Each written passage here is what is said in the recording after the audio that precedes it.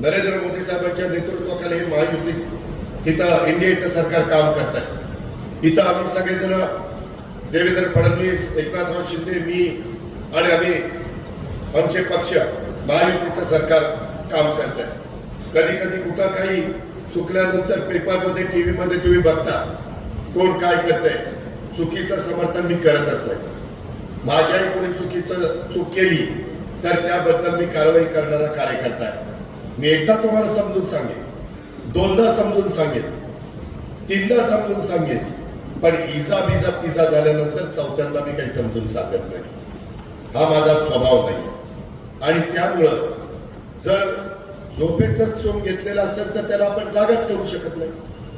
मला नवीन पिढीला आता इथं हास्य आहे, इथं बाकीचे कार्यकर्ते, मला त्या सगळ्या तरुणांना सांगायचं आहे, बाबांनो आम्ही पण आमच्या राजकीय जीवनाची सुरुवात केली।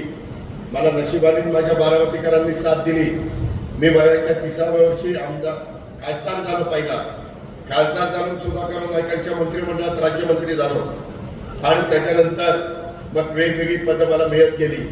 मी माझ्या भागातल्या जनतेचा विश्वास संपादन केला।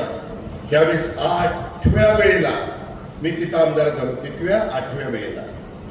आणि काही जण म्हणत होते आता असं काय खरं नाही, पण बारामतीकरांनी दाखवलं 1 लाखाच्या पुढे मला तिथं निवडून दिलेलं। 1 लाखाच्या पुढे काहीतरी मी काम करत असेल म्हणूनच असेल ना। एकदा येऊन माझी बारामती बघा कशी बारामती।